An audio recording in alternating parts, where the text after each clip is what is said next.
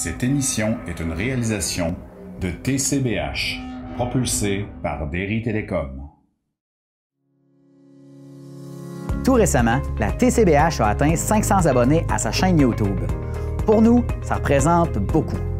Et pour vous remercier d'être de plus en plus nombreux à écouter le contenu qu'on vous propose, on veut préparer une FAQ, une foire aux questions. Pour ça, on a besoin de vous. Vous voulez savoir comment la TCBH a démarré? Qui y travaille?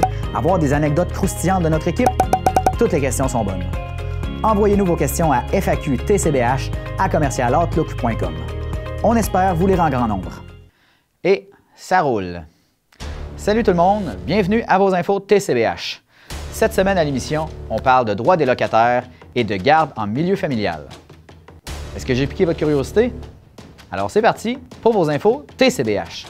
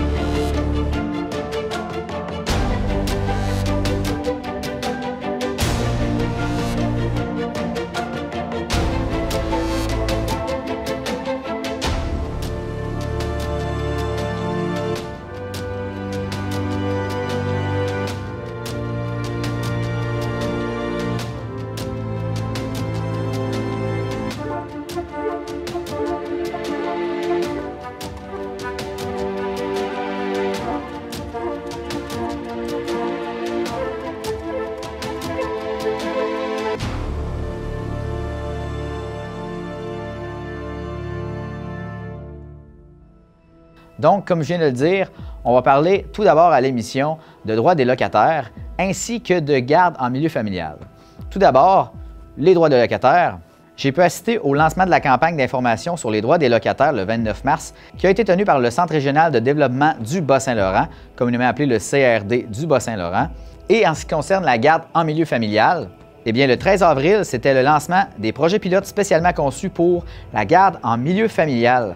C'était une rencontre sur Facebook qui a été organisée par le ministère de la Famille du Québec et le maire suppléant de Squatec, Daniel Caron, y participait. On commence tout d'abord, si vous le voulez bien, avec le droit des locataires. Vous pourrez entendre Étienne Lessard, qui est agent régional d'accompagnement de la démarche de l'Alliance pour la solidarité pour le Comité régional de développement du Bas-Saint-Laurent, Alexandre Cadieux, qui est du Comité de logement Bas-Saint-Laurent, et Sylvain Dubé de Action Logement de l'Est.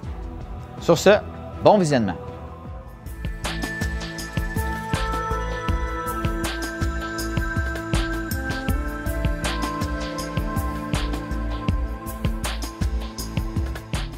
Donc, bienvenue à toutes et à tous à la conférence de presse virtuelle pour annoncer le début, le lancement de la campagne d'information sur les droits des locataires. Je me nomme Étienne Lessard, je suis agent régional d'accompagnement dans le cadre de la démarche de l'Alliance pour la solidarité. Puis, je représente pour aujourd'hui simplement une portion de ce large comité régional qui a travaillé sur le projet.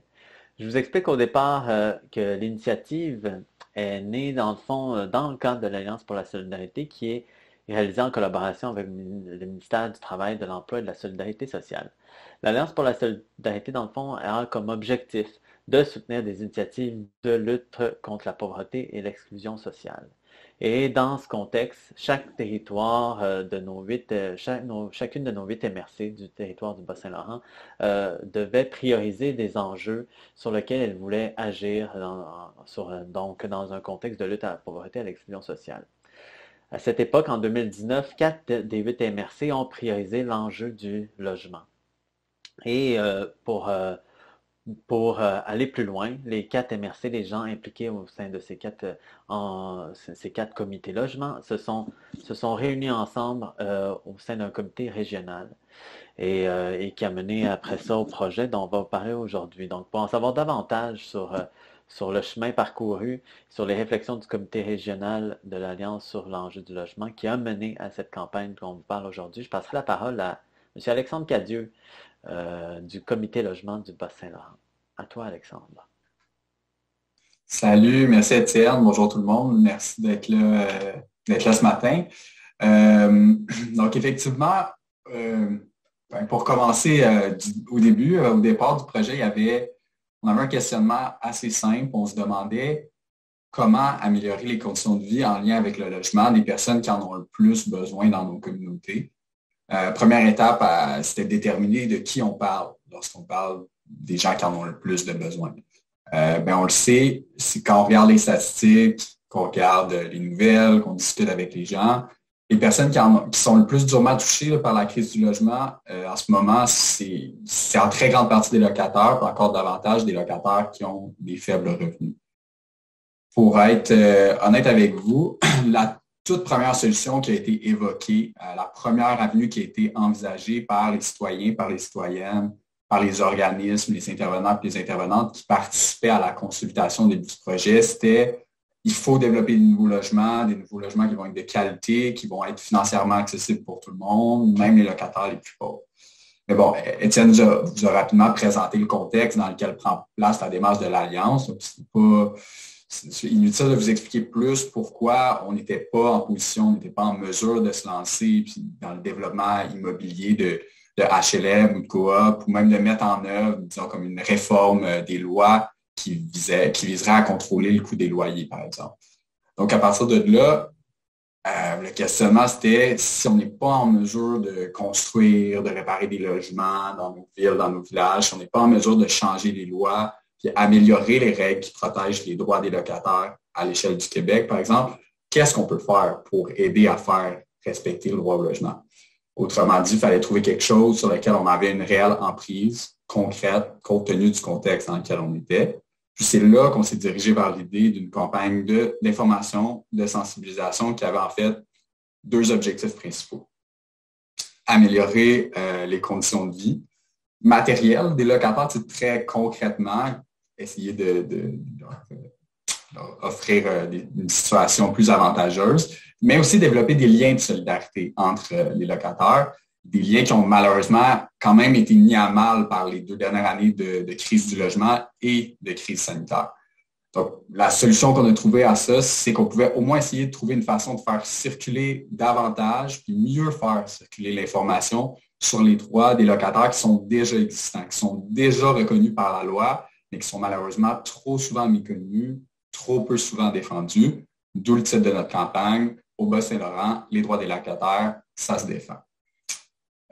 Donc, une fois qu'on avait notre idée de projet, on essayait de le mettre en œuvre en suivant le plus possible un principe qui est très important pour nous au comité logement Bas-Saint-Laurent, mais aussi, je pense, pour plusieurs des partenaires qui étaient avec nous dans ce projet-là, c'était celui du par et pour.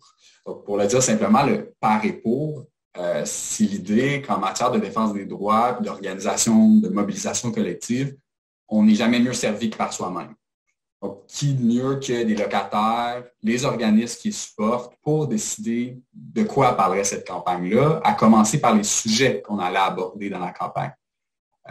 Donc, ça, c'était pas évident non plus, cette étape-là, parce que vous savez sûrement les différents problèmes de respect des droits des locataires ou du droit au respect du droit au logement dans les dernières années sont très nombreuses. Avec la crise qu'on connaît, il y a plusieurs droits qui sont mis à mal. Donc, on est obligé de faire un exercice de priorisation, un exercice qui a été réalisé grâce à la participation de plusieurs dizaines de personnes un peu partout à travers la région, puis à l'issue duquel on est arrivé avec une liste finale qui comprenait 7 thèmes, en fait, à prioriser. Je vous les nomme en rafale: les augmentations de loyer, la discrimination à la recherche de logement, la sous-location et la cession de bail, le contrôle du prix des loyers lorsqu'on déménage dans un nouveau logement, la salubrité des logements, le harcèlement dans le domaine du logement et les reprises de logement, les évictions et les rénovictions. Donc, sept thèmes qui ressortaient comme étant prioritaires dans au moins, je dirais, c'est des thèmes qui sont sortis dans plusieurs MRC à plusieurs reprises. Donc, à l'issue de la consultation, on a décidé qu'on y allait avec ces questions-là. C'est ces thèmes-là qu'on allait approfondir. Donc, très gros programme là, quand même. C'est beaucoup de stock. Puis en plus, pour chacun des thèmes, ce qu'on a décidé de faire, c'est de produire deux outils écrits. Le premier outil étant ce qu'on appelait l'outil de base, qui est en fait un dépliant papier ou qu'on retrouve sur le web, qui est une feuille de 8,5 par 11 qu'on plie en trois, donc dépliant assez classique, où on va retrouver des informations relativement détaillées. Et le deuxième, qui est une version simplifiée, qui porte sur le même sujet, où on retrouve essentiellement les mêmes informations, mais en fait, c'est les informations les plus essentielles qui vont être formulées de façon plus directe, davantage vulgarisées, donc peut-être pour des personnes qui voudraient aller plus à l'essentiel ou qui ne voudraient pas nécessairement aller autant dans le détail au point où ils en sont dans leur démarche de défense de droit ou de prise d'information. L'idée étant que notre trousse, qui comprend donc au total 14 outils, donc un outil de base et un outil simplifié pour chacun des 7 thèmes mentionnés, que la trousse soit à la fois détaillée et accessible au plus grand nombre de personnes possible. Parlant du contenu de cette trousse d'outils, justement, on y retrouve plus spécifiquement des informations qui peuvent déjà être connues vaguement par beaucoup de gens, mais dont les détails ou les subtilités vont quand même manquer à un très grand nombre. Puis bon, encore une fois, on a pu, pour en venir à la conclusion qu'on avait besoin de ces outils-là, on a pu bénéficier de la consultation qu'on a faite un peu partout dans la région avec les gens, mais aussi de l'expérience, de notre expérience en tant que travailleur en fait, on est un comité logement, donc ce qu'on fait là, au quotidien, c'est de répondre à des questions des gens qui ont des questions par rapport à leurs droits. Fait qu'on peut savoir un peu c'est quoi les questions qui sont régulièrement posées, les informations manquantes, les informations qui sont peut-être les plus difficiles à assimiler, puis proposer une version vulgarisée de ces mécanismes légaux-là en conséquence. Donc, par exemple, en fait, je vous donne un exemple, puis je vous partagerai mon écran aussi parce que j'ai oublié de le mentionner, mais tous ces dépliants-là, comme j'ai dit, vont être disponibles en version papier, mais vont aussi être disponibles sur le web, sur le site du Comité logement Bas-Saint-Laurent, sous l'onglet « Les droits des locataires, ça se défend ». Ça vient d'être mis en ligne tout récemment. On va retrouver les 7 thèmes ici, qui sont, soit dit en passant, tous associés avec un temps de l'année. Donc, on voit les augmentations de l'année. C'est en janvier où on va peut-être mettre l'emphase dans l'année à venir sur ces informations-là parce que beaucoup de locataires reçoivent leur augmentation de loyer à ce temps-là. La discrimination lors de la recherche de logement au mois de mars, la sous-location cession de bail au mois d'avril, et ainsi de suite. On peut voir aussi, il y a des versions qui sont vraiment faites pour être consultées en ligne, d'autres versions à imprimer, où on va avoir certains détails. Parce que effectivement, beaucoup de gens savent qu'on a le droit de refuser une hausse de loyer. Mais concrètement, ça veut dire quoi? On peut refuser n'importe quelle hausse de loyer. C'est quoi les délais qui sont à respecter? C'est quoi les chiffres sur lesquels il faut se baser? OK, on refuse. Quoi faire pour refuser? Qu'est-ce qui arrive si notre propriétaire insiste puis il dit « je suis dans mes droits ». C'est quoi les démarches à suivre? S'il faut envoyer des avis, comment faire pour s'assurer qu'on a une preuve de réception de ces avis-là? Tous des petits détails comme ça qui, on pense, qui sont importants d'être partagés puis qui sont souvent méconnus. Des petits détails qui, justement, peuvent avoir l'air de ça, des détails, mais qui peuvent avoir des influences énormes. Ça peut faire des différences de centaines, voire de milliers de dollars sur un budget, voire sur la capacité ou la possibilité de conserver son logement ou de le perdre, ce qui, on sait, peut avoir des conséquences assez, je dirais même catastrophiques là, à l'heure actuelle. Je prenais comme exemple les hausses de loyer, mais d'autres sujets qui sont encore moins bien compris par la majorité des gens en général, là, par exemple le phénomène des rénovictions. qui est un phénomène qu'on observait très rarement au Bas-Saint-Laurent dans les 2 dernières années, puis qui est vraiment en augmentation alarmante ces derniers temps. Donc, encore une fois, des sujets qui étaient essentiels de comme décortiquer les lois, les règlements autour de l'enjeu, s'assurer que l'information soit accessible, puis parvienne au plus grand nombre si on veut espérer pouvoir préserver ce qui reste du parc de logements locatifs qui est encore un peu abordable dans notre région. Donc voilà pour les outils, qui est un peu comme le point de départ de cette campagne-là. Ensuite, je vous laisserai peut-être un mot sur, parce qu'après tout, on fait quand même la conférence sur le lancement de notre campagne, puis concrètement, ce qui va se passer, c'est on lance ça avec une tournée des MRC. En fait, ce qu'on voulait faire, c'est trouver une façon de faire circuler l'information qui était à la fois efficace, rejoindre le plus grand nombre, comme je le disais, mais aussi qui favoriserait le contact humain direct, toujours en gardant en tête notre deuxième objectif que je mentionnais au début, qui est la création de liens de solidarité entre les locataires. Donc, c'est pourquoi on organisera une tournée physique où on va se déplacer dans différentes MRC. Donc, il est prévu qu'on visite la Matanie dès la semaine prochaine. Ensuite, on enchaîne avec le Témiscouata le 11 avril, les Basques le 24 avril, et on va être dans la MRC de Rivière-du-Loup pour une date qui va être à déterminer au mois de mai.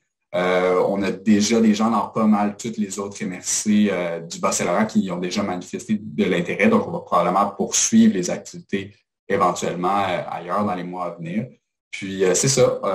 Très simplement, on se rend dans les salles communautaires, dans des cuisines collectives. Puis, lors de ces événements-là, on cherche à rejoindre des personnes, des locataires, mais aussi des intervenants, des intervenantes des différents milieux qui vont être là pour pouvoir être là en soutien aux gens qui ont des problèmes de logement, qui ont de multiples problématiques. Par exemple, je ne sais pas, moi, une travailleuse sociale au CLSC qui voudrait être un petit peu plus outillée pour accompagner des locataires qui se retrouvent, entre autres, avec des problèmes de logement, mais pas que, en gardant en tête que pour aller plus loin, on peut toujours contacter son comité logement, mais c'est comme un point de départ pour aider les gens à s'approprier les outils puis leur contenu.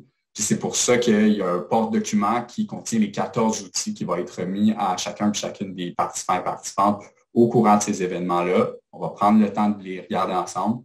Puis, pour vrai, c'est vraiment, je dirais, la chose qui me motive le plus de ce projet-là, c'est que dans chaque MRC, les personnes qui sont impliquées dans l'organisation de la tournée vont pouvoir donner leur couleur aux différents événements. Puis c'est vraiment des gens qui habitent là, qui travaillent là, qui connaissent la réalité locale, qui vont organiser chaque événement. Puis c'est pourquoi rapidement, je passerai la parole à Sylvain Dubé de l'organisme Action Logement à l'Est, qui est vraiment activement impliqué dans l'organisation du premier événement de la tournée qui aura lieu la semaine prochaine. Donc, Sylvain, à toi la parole.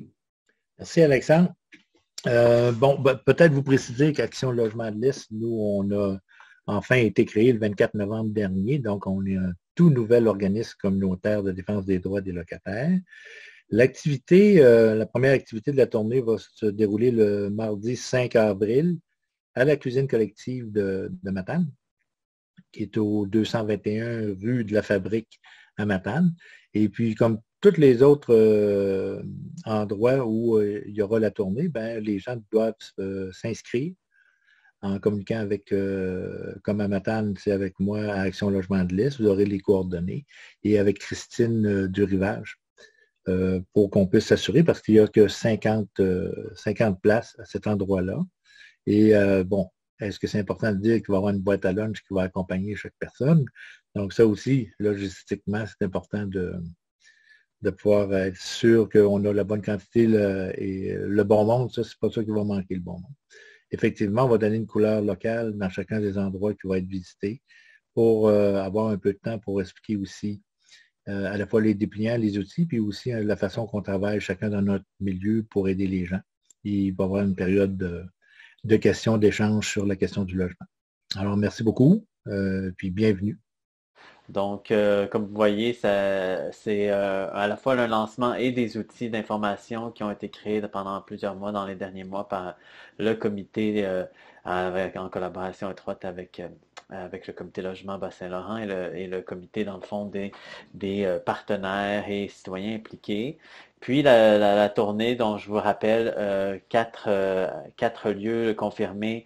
Donc, on me disait en Matanie la semaine prochaine, le 11 avril dans la MRC de Témiscouata sur le lac, le 24 avril à Trois-Pistoles pour la MRC des Basques, et en mai à déterminer à la MRC de Rivière-du-Loup. Et comme le dit Alexandre, fort possible que ça se poursuive vers les autres territoires dans les prochains mois. On en sera rendu à la fin. Le temps de remercier évidemment les nombreux partenaires sans qui le projet n'aurait pas été possible. Donc, les gens qui sont impliqués, qui ont donné du temps dans le comité, il y en a plusieurs qui sont passés dans le cours des derniers mois.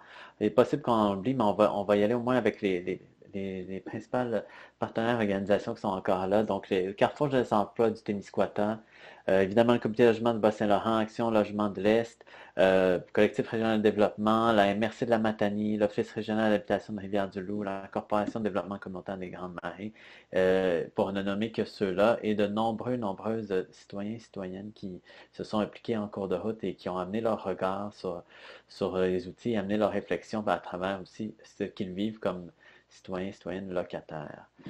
Fait que l'événement qui va avoir lieu à Trois-Pistoles, il va être à la salle des Chevaliers de Colomb le 24 avril à midi.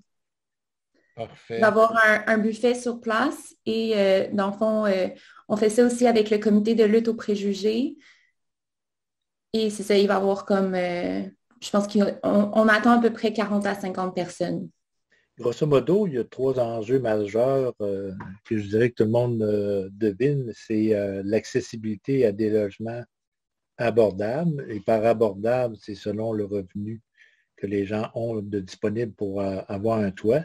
Le deuxième, c'est ce qu'on regarde, c'est presque 100% dans les communications des gens quand ils demandent de l'aide ou de l'information, c'est la vétusté des logements. C'est-à-dire que ça fait longtemps qu'ils n'ont pas eu d'amour, les logements. Donc, à tort ou à raison, ça fait partie des droits qu'on a aussi de faire réparer des choses pour être plus en sécurité.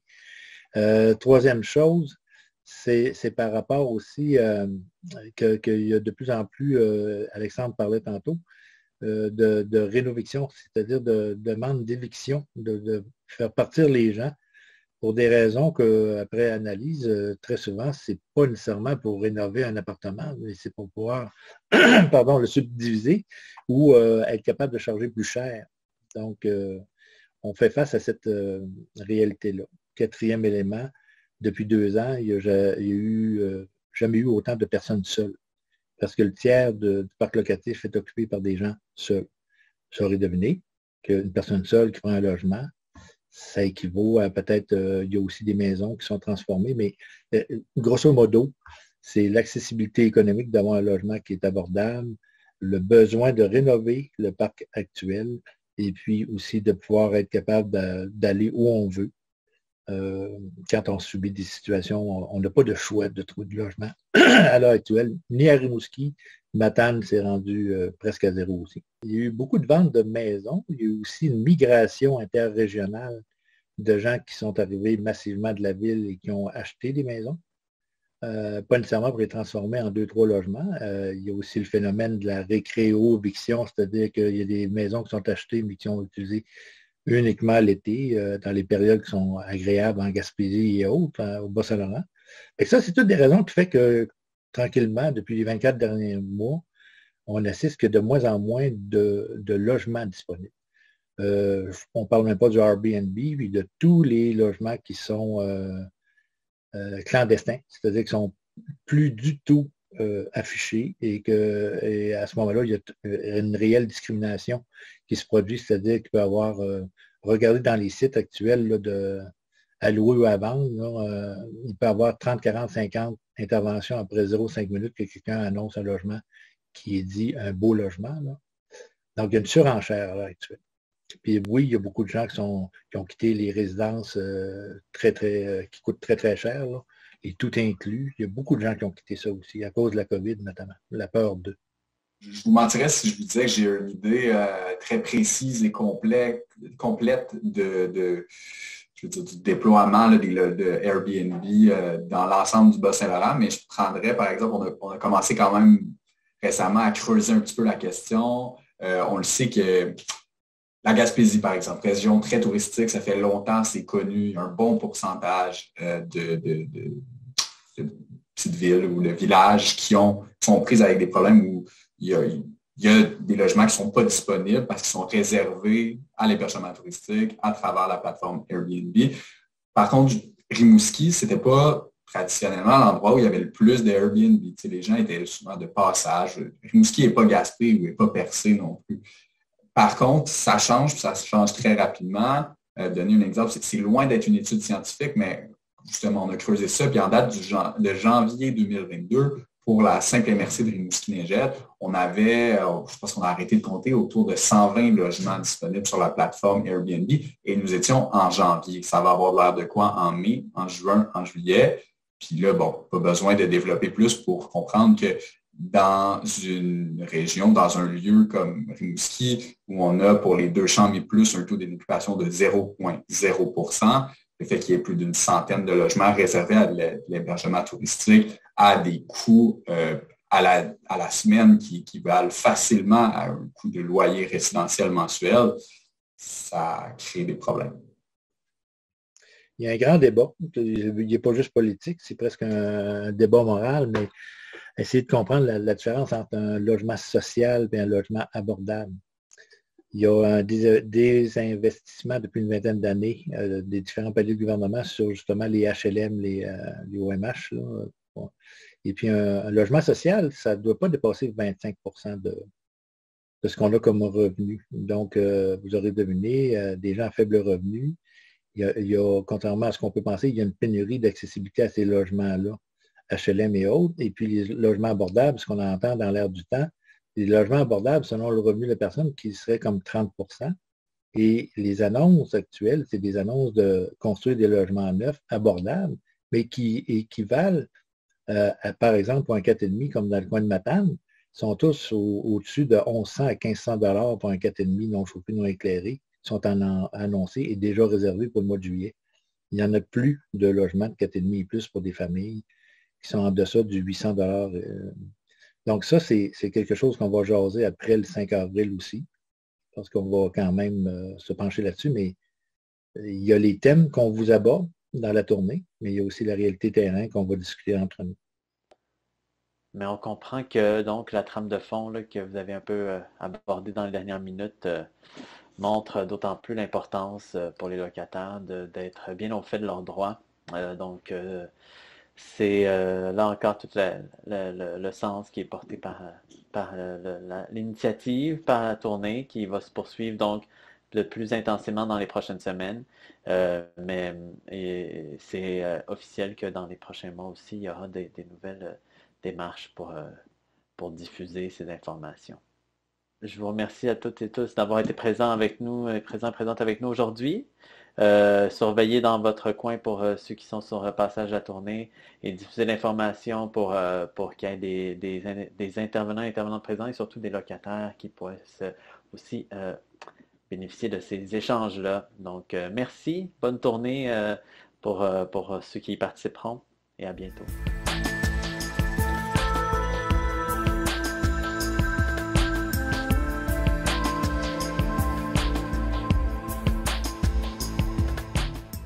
On est rendu à la moitié de notre émission. On va prendre une pause publicitaire et au retour, on va parler de garde en milieu familial.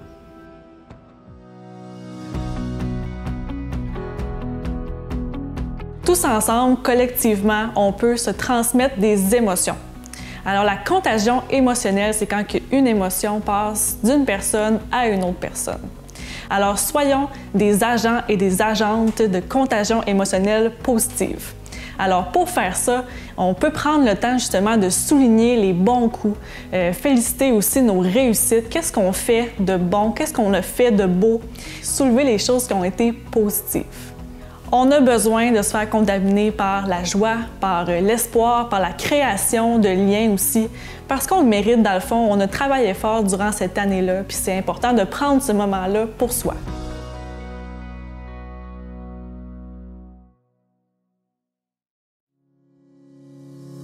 Tout récemment, la TCBH a atteint 500 abonnés à sa chaîne YouTube. Pour nous, ça représente beaucoup. Et pour vous remercier d'être de plus en plus nombreux à écouter le contenu qu'on vous propose, on veut préparer une FAQ, une foire aux questions. Pour ça, on a besoin de vous. Vous voulez savoir comment la TCBH a démarré? Qui y travaille? Avoir des anecdotes croustillantes de notre équipe? Toutes les questions sont bonnes. Envoyez-nous vos questions à faqtcbh@commercialoutlook.com. On espère vous lire en grand nombre.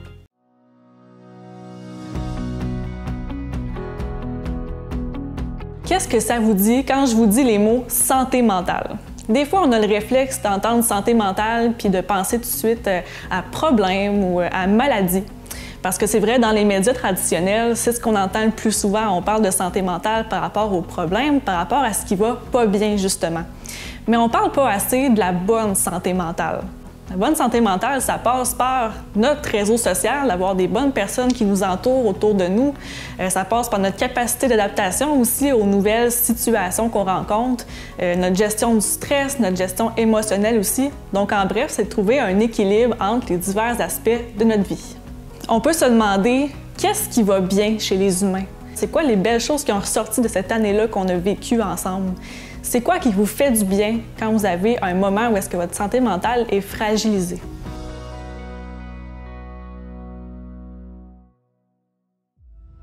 On est de retour. Donc, on s'en va voir le lancement des projets pilotes qui ont été conçus spécialement pour la garde en milieu familial. Vous pourrez entendre Mathieu Lacombe, ministre de la Famille, Denis Blais, qui est directeur général du CPE Les Calinours et maire de Témiscouata, Francine Lessard, présidente et directrice générale du Conseil québécois des services éducatifs à la petite enfance, et, comme je vous le mentionnais en ouverture d'émission, Daniel Caron, maire de Squatec. Sur ce, bon visionnement.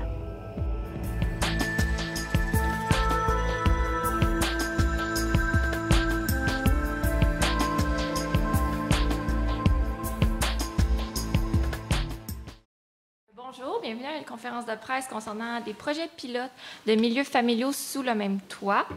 Donc, le déroulement de la conférence, on va avoir une allocution de M. Lacombe, ministre de la Famille. Ensuite, M. Denis Blais, directeur général du CPE Les Calinours et maire de Témiscouata. Ensuite, Mme Francine Lessard, présidente et directrice générale du CQSEPE. Et ensuite, M. Daniel Caron, qui est le maire suppléant de la municipalité de Saint-Michel-du-Squatec. Ensuite, on aura une période de questions. Donc, sans plus tarder, je cède la parole au ministre de la Famille, Mathieu Lacombe. Merci beaucoup, Roxane. Bonjour tout le monde. Salutations particulières, tout d'abord, bien sûr, à Denis qui nous accueille dans sa région. J'ai envie de dire qui est aussi à l'origine de ces projets qu'on annonce aujourd'hui. Merci beaucoup de nous avoir invités ici aujourd'hui. Bonjour à Francine aussi, PDG effectivement du CQSEPE, avec qui on a travaillé ce projet pilote. C'est son idée. C'est l'idée de Francine, du CQSEPE et de toute son équipe, donc, d'avoir ce type de projet-là qui ont été travaillés ensuite avec Denis ici, les premiers projets du genre. Donc, c'est un beau, grand travail d'équipe. Salutations aussi à M. Caron, effectivement, M. le maire, bonjour. Et on me dit qu'il y a d'autres personnes dans la salle que j'ai pas eues, c'est ça, on a commencé ça raide, là, directement au lutrin. On n'a pas eu le temps d'échanger avant, mais on me dit que M. le préfet du Témiscouata est ici. Monsieur, bonjour, merci beaucoup d'être là. Monsieur Dubé aussi de Saint-Marc-du-Lac-Long, Monsieur le maire, bonjour, merci aussi d'être là. Madame Dubé, mairesse de Saint-Honoré, bonjour. On me dit que Monsieur Bossé, maire du Lac-des-Aigles, bonjour. Et bien court, on me dit qu'une représentante de la municipalité est là, merci aussi d'être là. Donc, des municipalités qui sont toutes engagées dans ce superbe projet pilote dont je vais vous parler. Parce que, oui, c'est une belle journée aujourd'hui. Moi, je suis très, très heureux. Très heureux parce qu'on pense en dehors de la boîte, ou pour le dire de façon plus québécoise, on sort des sentiers battus et je suis très, très content de ça. Donc, bonne nouvelle, évidemment, pour les bureaux coordonnateurs, pour nos responsables de services de garde éducative en milieu familial, mais aussi, évidemment, ultimement, pour les parents et leurs tout-petits, parce que c'est pour eux qu'on fait ça. Donc, on lance aujourd'hui des projets pilotes qui sont uniques, une façon de faire qu'on n'a jamais vue auparavant, des projets qui sont destinés spécialement aux responsables de services de garde éducative en milieu familial qui veulent offrir un service en communauté. Donc, qu'est-ce qui distingue ces projets-là? Qu'est-ce que c'est exactement ces projets-là? Bien, je le disais, c'est une nouvelle façon d'offrir cette garde-là qui, auparavant, se faisait exclusivement dans le domicile des responsables de services de garde en milieu familial. Vous savez, ce sont des travailleuses autonomes, des travailleurs autonomes qui offrent ce service-là à la maison. Donc, ils aménagent leur service de garde, offrent le service, les parents vont conduire les enfants, reviennent les chercher au domicile de cette RSGE.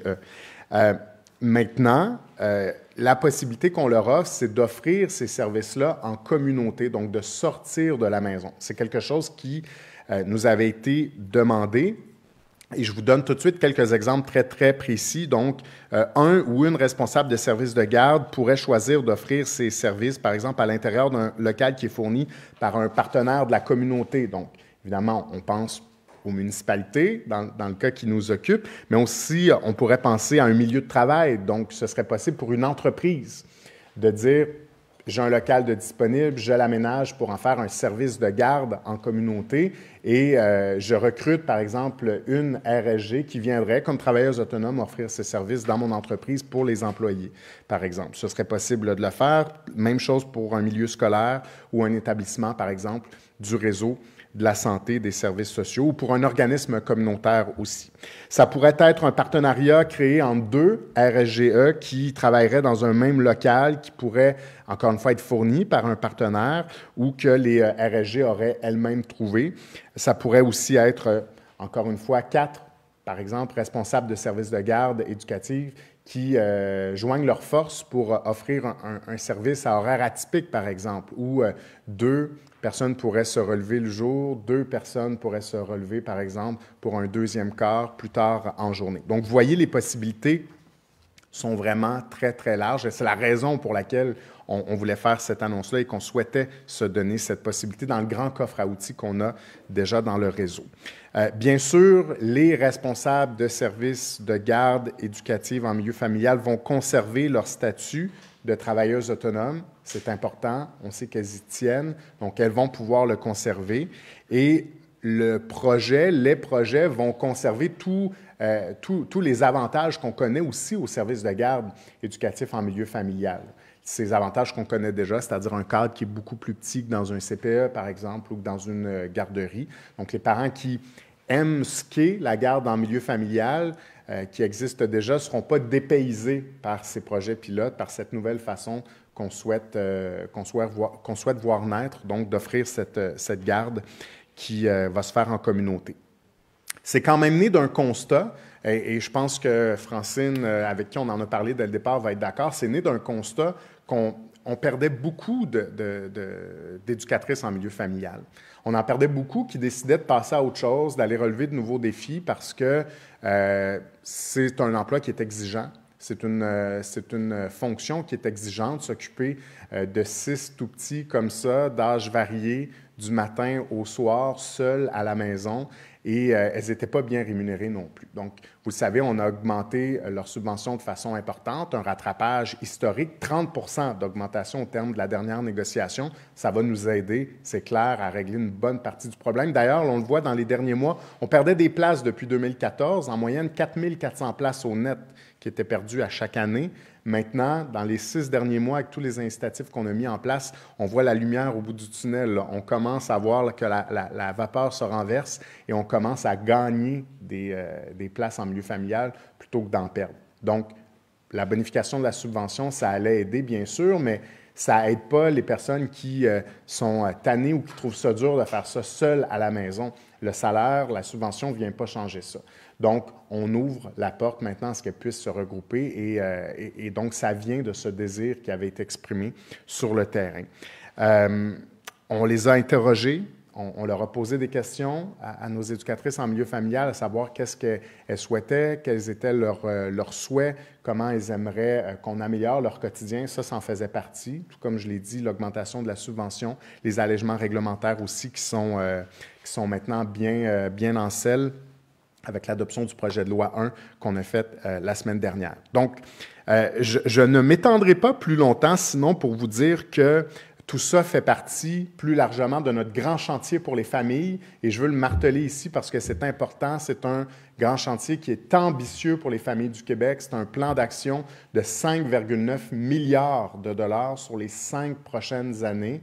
Évidemment, les investissements vont se poursuivre ensuite année après année, mais pour les 5 prochaines années, c'est près de 6 milliards de dollars dans ce plan d'action pour donner une place enfin, une fois pour toutes, à chaque tout-petit dans nos services de garde éducatifs à l'enfance, notamment ici, dans le Bas-Saint-Laurent, puis dans la MRC du Témiscouata. Donc, ça s'inscrit dans notre grand chantier. Ça en fait partie intégrante. Moi, je suis très, très confiant qu'on y arrivera. C'est un travail d'équipe, je le dis souvent. C'est un travail d'équipe qui ne serait pas possible, bien sûr, sans des partenaires comme le CQSEPE, avec qui on a décidé de s'allier pour ce projet pilote, sans des gens sur le terrain, dans nos services de garde éducatifs à l'enfance, comme Denis, qui se disent « on veut faire partie de la solution ». On ne veut pas juste regarder ça se détériorer ou on ne veut pas regarder la parade passer en attendant que le gouvernement arrive avec toutes les solutions. Notre réseau, c'est un réseau communautaire qui est géré par les parents principalement et il fonctionne le mieux lorsque la communauté travaille en partenariat avec le gouvernement. Et dans ce cas-ci, bien, c'en est un merveilleux exemple avec toutes les municipalités qui sont représentées ici aujourd'hui puis qui, effectivement, mettent la main à la pâte pour qu'on trouve des solutions dans un contexte, puis j'aurai l'occasion plus tard peut-être d'y revenir dans la période de questions, mais qui est très respectueux aussi de nos petites communautés rurales. Donc, c'est une solution qui est taillée sur mesure pour nos petites municipalités, des solutions qui sont beaucoup plus adaptées que pour les grandes villes, par exemple. Donc, je termine là-dessus en disant merci à tous ceux qui ont participé. Merci pour votre travail, merci pour votre énergie, merci pour votre passion. Merci de ne pas vous décourager quand les gens vous disent « c'est impossible, c'est beaucoup trop de travail, vous n'y arriverez pas, c'est peine perdue ». Moi, je pense que, je l'ai dit à l'Assemblée nationale la semaine dernière, on a le droit d'être audacieux, on a le droit de voir grand pour notre réseau, on a cette responsabilité-là pour les parents et leurs tout-petits, on a la responsabilité de faire en sorte que ça fonctionne. Donc, merci beaucoup tout le monde.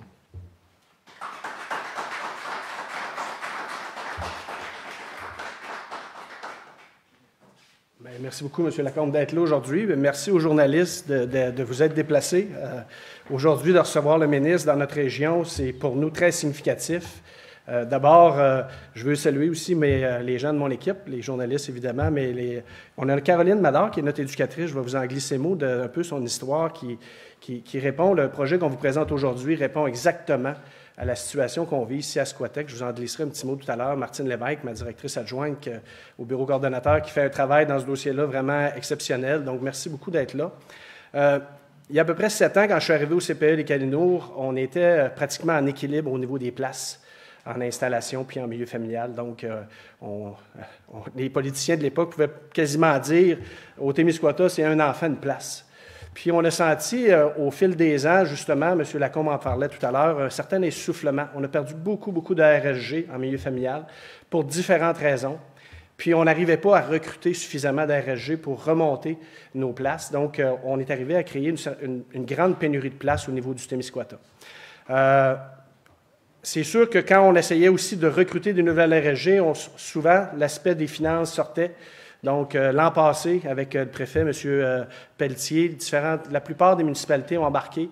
On est allé mettre en place un projet de 500 000 $ pour justement recruter de nouvelles RSG. Puis, il y a environ 2 semaines, on faisait un topo de la situation par rapport à ce projet-là. Puis, on a quand même une dizaine de nouvelles RSG qui ont été recrutées grâce à cette implication de la communauté. On le mentionne, l'importance de s'impliquer dans nos communautés.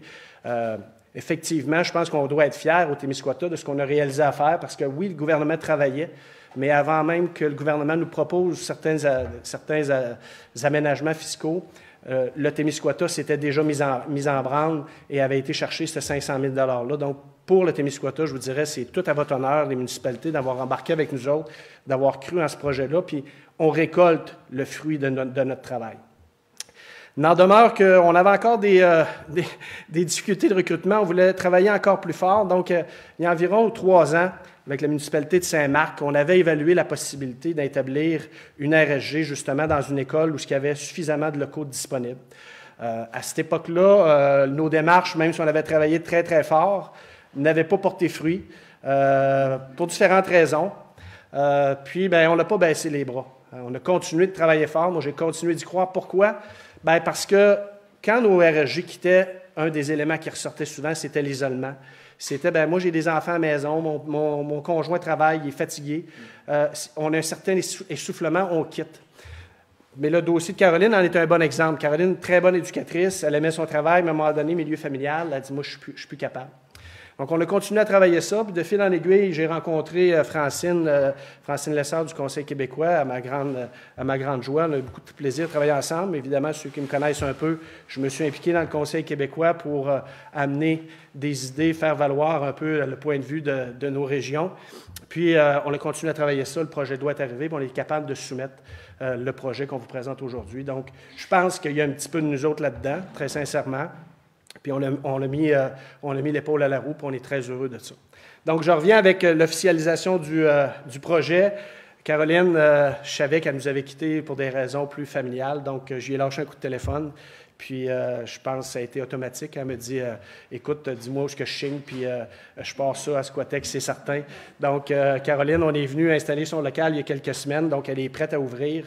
La beauté de ce projet-là, c'est que je dirais enfin, mais je voudrais pas nécessairement le dire, je vais le dire quand même. Vous savez, des fois, les gouvernements prennent des décisions pour les grandes villes, Québec, Montréal. Puis aujourd'hui, l'annonce est peut-être, les grandes villes vont peut-être dire, c'est pas très sexy, entre guillemets. Hein? On ne fait pas une installation de 150 places, on fait un petit CPE, une petite installation de 12 places à Squatex. Mais pour nos petites municipalités, puis je regarde les maires, c'est toute la différence. Un 12 places, c'est toute la différence dans une communauté. Et ça, je suis content que le ministre Lacombe et son équipe l'aient pris en considération parce que pour nous, c'est vital. Puis qu'il soit ici aujourd'hui, ça passe aussi un très bon message qu'on est à l'écoute des gens dans les petites communautés qui vivent des réalités bien différentes. Puis, tu sais, des locaux comme ça, c'est pas gênant de présenter ça. Là, tu sais, les enfants vont être bien ici, donc on est très, très, très heureux de ça.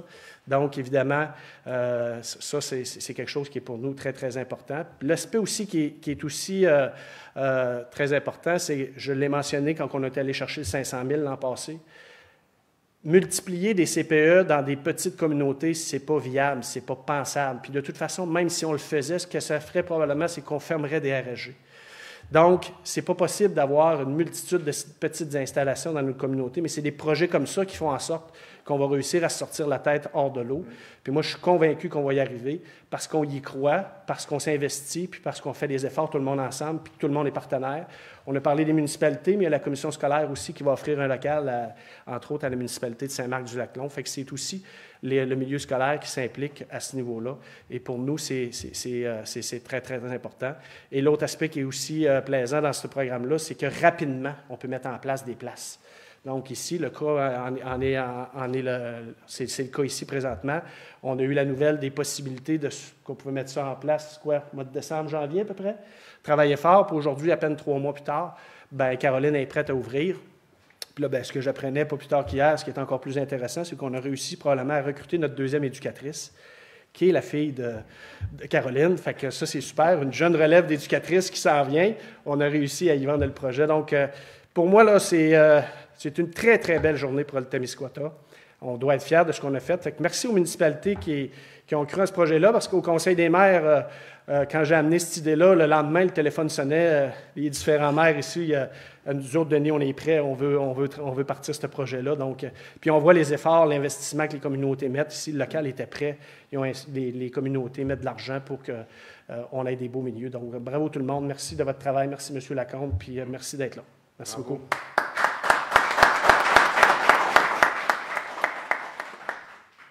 Bonjour tout le monde, merci d'être là. Merci, messieurs les maires, merci, monsieur le ministre. Vraiment un très grand merci d'avoir cru en ce projet. Oui, effectivement, il y a quelques années, Baluchon, en revenant d'Europe avec ce projet-là dans la tête, que je suis arrivée à vos bureaux en disant « il faut être novateur, il faut développer la garde en milieu familial autrement, il faut faire autrement parce qu'on perd les RSG, les responsables de services de garde. » Alors là, on va pouvoir faire rapidement, offrir rapidement à la population des places dans des services de garde éducatifs, et j'insiste sur éducatifs, parce qu'effectivement, ce seront des milieux qui vont être quand même coordonnés par les bureaux coordonnateurs de la garde en milieu familial. et des milieux qui vont devoir répondre aussi aux exigences de qualité. Et ça, c'est très important. Alors, on n'ouvre pas des services un peu n'importe comment. Ce n'est pas du tout l'intention. C'est vraiment des milieux de garde qui vont être structurés, structurants et qui vont offrir des interventions de qualité à nos tout-petits du Québec. Alors ça, c'est extrêmement important. Je voudrais aussi remercier M. le ministre d'avoir choisi le Conseil québécois et de l'avoir mandaté pour accompagner les bureaux coordonnateurs qui, dans leur municipalité, dans leur territoire respectif, auront l'opportunité d'ouvrir des services de garde de qualité en communauté. Et nous allons les accompagner au Conseil québécois. On a déjà amorcé, on a déjà un comité qui travaille depuis plus d'1 an. Et je ne peux pas non plus passer sous silence M. Blais, parce que M. Blais, effectivement, un bon matin, on s'est téléphoné pour un autre sujet, en fait pour une campagne qui avait été mise en place ici, dans le Témiscouata, pour réduire le temps d'antenne, le temps d'écran chez nos jeunes enfants. Et c'était aussi dans le baluchon du retour d'Europe. Alors, j'ai parlé avec M. Blais en disant, bien, j'ai vu que vous faisiez une campagne, bien, nous, Conseil québécois, on est aussi intéressés. Et c'est comme ça qu'on a commencé à travailler ensemble.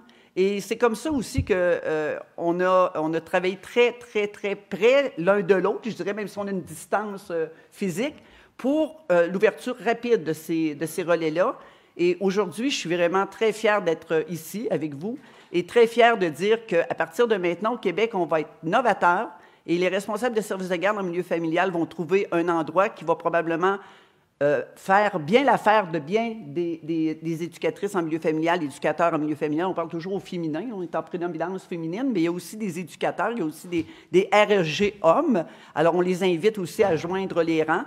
Alors, sur ce, moi, je ne fais que vous remercier, M. le ministre. Et merci, Denis. Merci, M. les maires et Mme la mairesse. Et toute l'équipe du BC qui a travaillé extrêmement fort à la réalisation.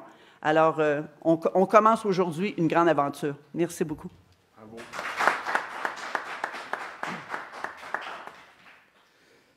Donc, Monsieur le ministre, Mme Lessard, M. Blais, Monsieur le préfet Serge Pelletier, les représentants des médias et des différentes municipalités. Donc, il me fait plaisir de vous accueillir ici à Squatec là, pour cette belle annonce. Au nom du maire Bruno Malenfant, évidemment au niveau de la communauté, j'aimerais vous souhaiter la bienvenue puis vous dire c'est une fierté pour nous autres d'avoir une installation comme ça dans notre communauté.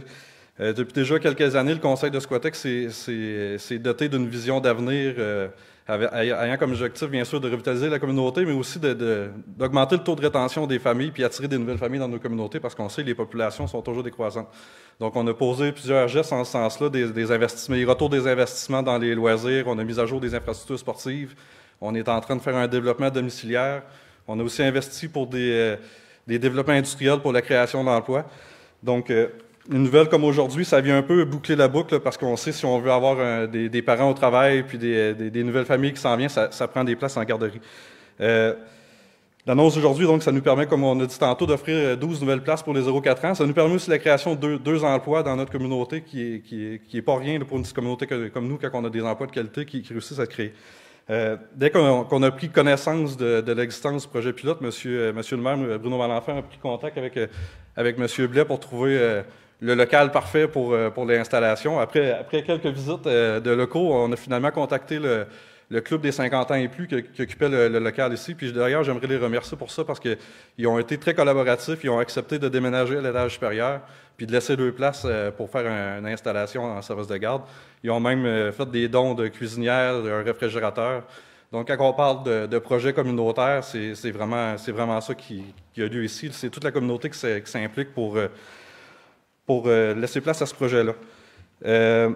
Denis parlait tantôt de l'initiative de 500 000 qu'on a créée dans la MRC. Nous, au niveau de la municipalité de Squatec, c'est 2 500 $ qui va être remis à chacune des éducatrices pour les aider au démarrage du projet, en plus d'offrir le local gratuitement. De plus, on va aménager aussi un espace extérieur sécuritaire pour les enfants devant la bâtisse pour avoir des aires de jeu qui sont conviables pour les enfants.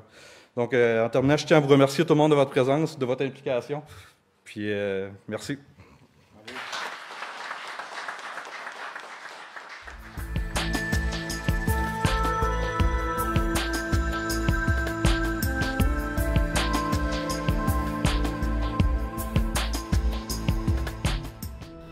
C'est maintenant la fin de notre émission. J'espère que vous aurez apprécié le contenu qu'on vous a présenté cette semaine. Si jamais vous avez des questions, des commentaires ou des suggestions de sujets à nous faire, encore une fois, écrivez-nous sur tcbh.tv. Abonnez-vous à notre page Facebook ainsi qu'à notre chaîne YouTube. Sur ce, je vous souhaite une belle semaine, puis nous, on se revoit la semaine prochaine pour d'autres infos TCBH.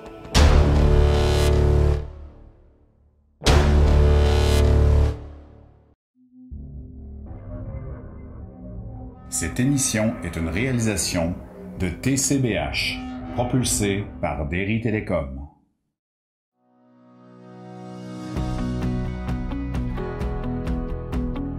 Le thème sur lequel on met de l'emphase depuis 2 ans maintenant avec le Mouvement Santé Mentale Québec, c'est le thème « Ressentir ».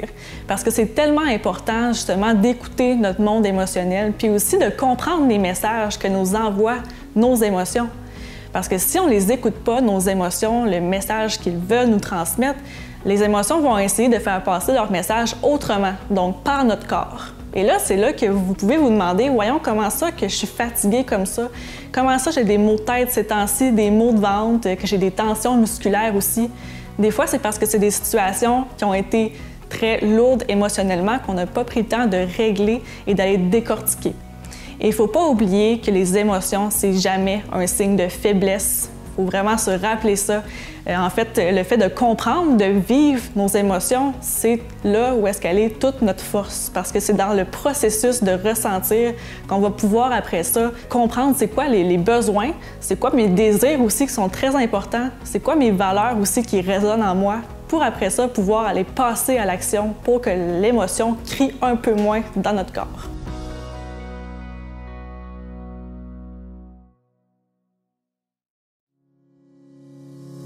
Tout récemment, la TCBH a atteint 500 abonnés à sa chaîne YouTube. Pour nous, ça représente beaucoup. Et pour vous remercier d'être de plus en plus nombreux à écouter le contenu qu'on vous propose, on veut préparer une FAQ, une foire aux questions. Pour ça, on a besoin de vous.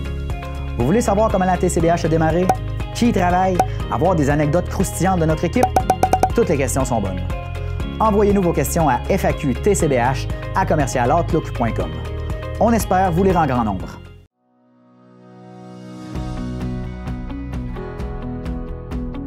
Chez Santé Mentale Québec Bas-Saint-Laurent, on a différents services. On a un volet promotion-prévention où est-ce qu'on va donner des conférences, des ateliers, des formations sur les thèmes de la santé mentale. On a aussi 2 intervenantes qui s'occupent d'un milieu de vie, donc où est-ce que les gens peuvent venir échanger entre eux. Ces 2 mêmes personnes-là aussi s'occupent du volet croissance et entraide où est-ce qu'on a des groupes de soutien sur différents thèmes comme l'anxiété, la bipolarité par exemple, les personnes qui entendent des voix aussi. Et on a un volet de réinsertion à l'emploi, donc le volet vis-à-vis qui aide les personnes à reprendre le marché de l'emploi avec un cadre qui est sécuritaire et qui permet de développer des habiletés sociales au travail.